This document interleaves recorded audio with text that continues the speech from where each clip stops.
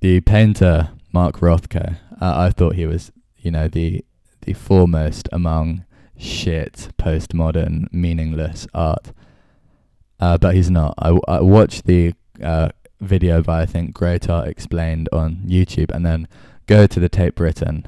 Go alone. You have to go alone, and stand with your face 6 inches from the Seagram murals. It occupies your whole field of vision. There are no distinct lines or shapes, and it's amazing. Your eyes fly around it impulsively and kind of subconsciously.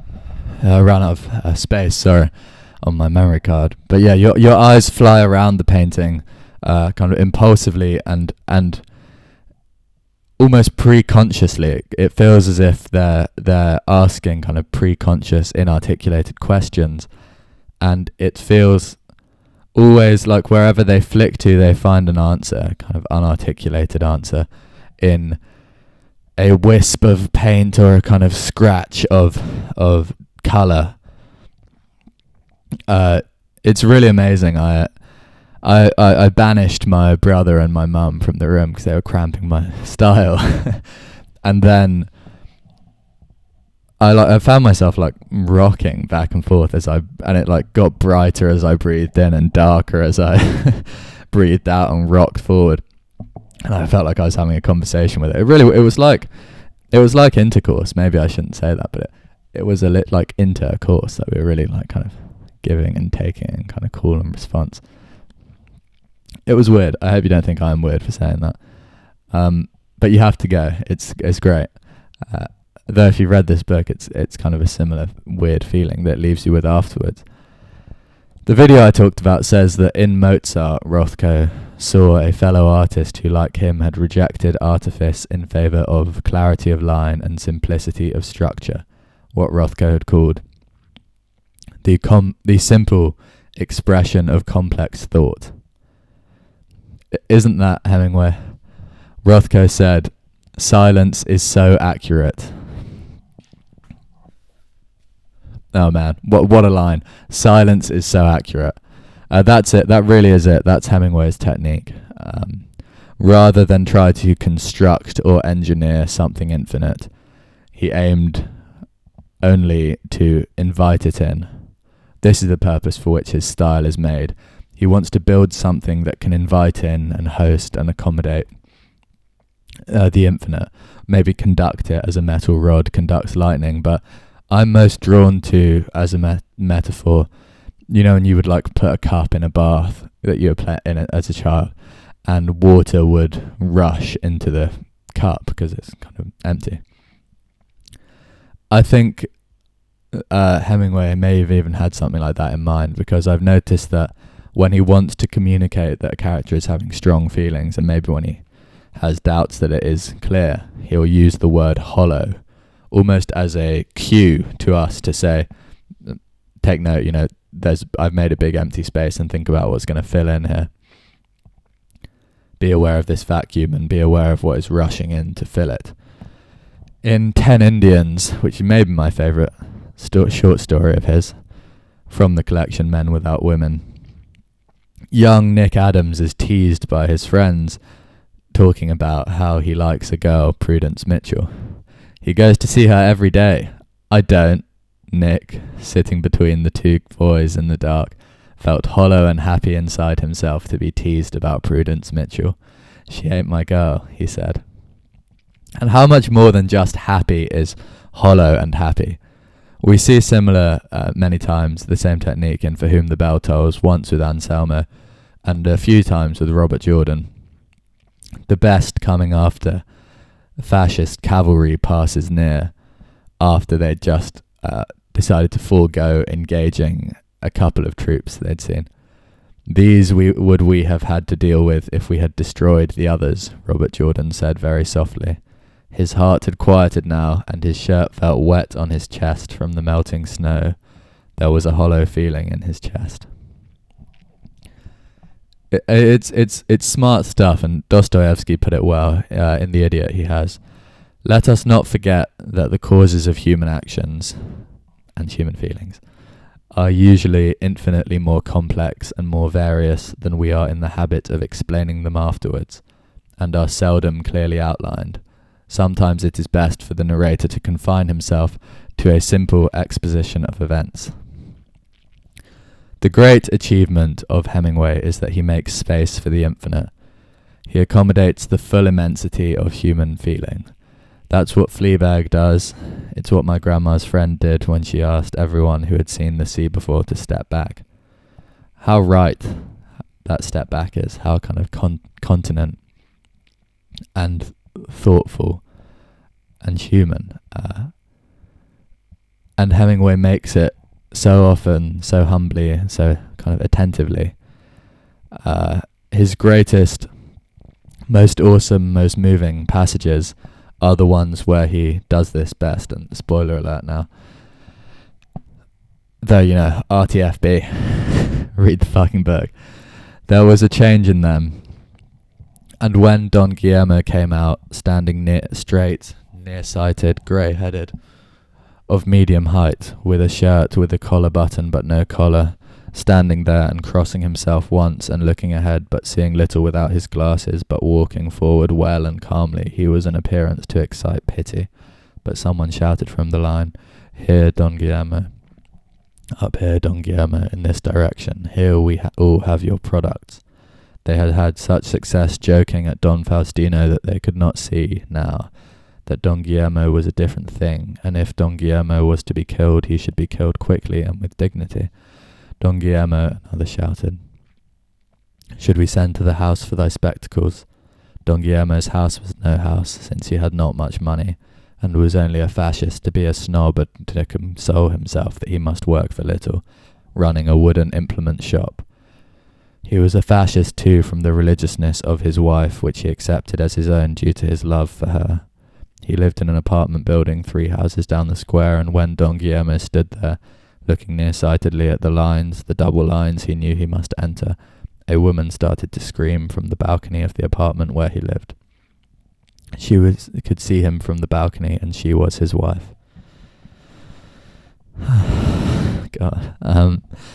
Robert Jordan pushed aside the saddle blanket that hung over the mouth of the cave, and stepping out took a deep breath of the cold night air. The mist had cleared away and the stars were out. There was no wind, and outside now of the warm air of the cave, heavy with smoke of both tobacco and charcoal, with the odour of cooked rice and meat, saffron, pimentos, and oil. The tarry, wine-spilled smell of the big skin hung beside the door, hung by the neck and the forelegs extended, wine drawn from a plug fitted in one leg, wine that spilled a little onto the earth of the floor, settling the dust smell, out and out from the odours of different herbs whose names he did not know that hung in bunches from the ceiling, with long ropes of garlic away now from the copper penny red wine and garlic, horse sweat and man sweat dried in the clothing, the acrid and grey man sweat, sweet and sickly, the dried, brushed off lather of the horse sweat. Of the men at the table, Robert Jordan breathed deeply of the clear night air, of the mountains that smelled of the pines and of the dew on the grass in the meadow by the stream.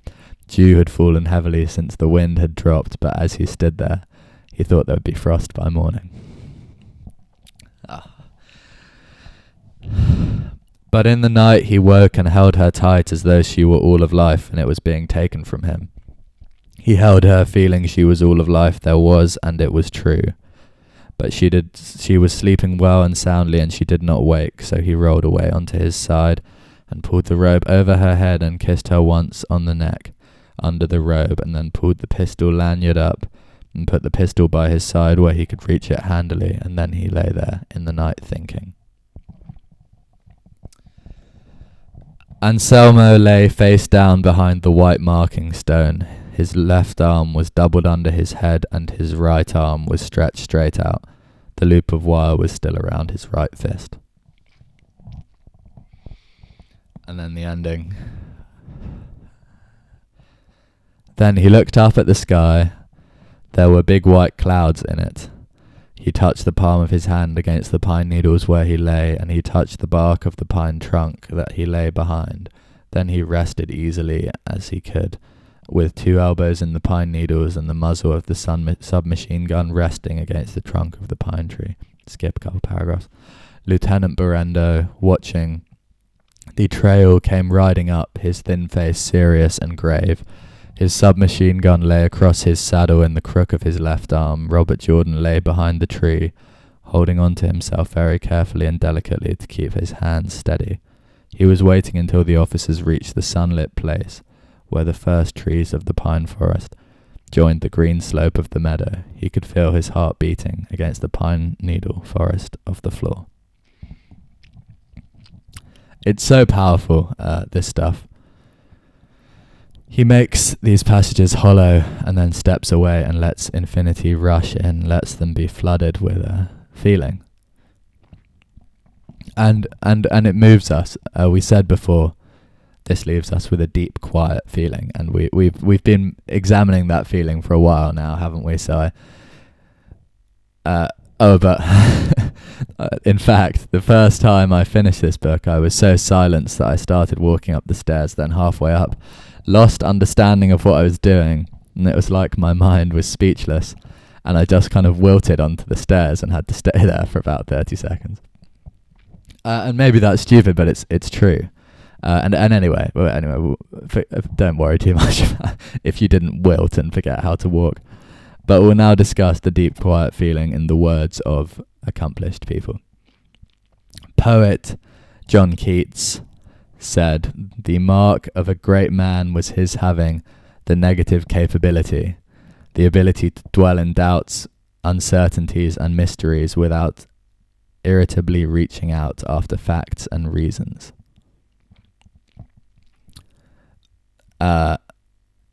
We've seen now that not reaching out and making space is not the same as committing to nothing. It's making space for everything. Hemingway is not taciturn around emotions because he lacks feeling, but because the immensity of his feeling is so overwhelming. In the 17th and 18th centuries, there was a movement in art concerned with the sublime, which isn't a word I'd known before I read about this. But it's the sublime is the feeling they had felt upon viewing a huge, vast, powerful, ancient scene in nature. Like a mountainscape or a canyon. Joseph Addison, one of them, wrote, "I do not only mean the bulk of any single object, but the largeness of a whole view considered as one entire piece. Our imagination loves to be filled with an object, or to grasp at anything that is too big for its capacity. We are flung into a pleasing astonishment at such unbounded views, and feel a delightful stillness and amazement in the soul at the apprehension of them." And I think this sounds a lot like the feeling we get from Hemingway. And the sublimists, I'm calling them that, I'm not sure you can really, believed this feeling was not just pleasurable, but good for the soul, spiritually and morally good for us. So let's keep an eye on that idea. 2.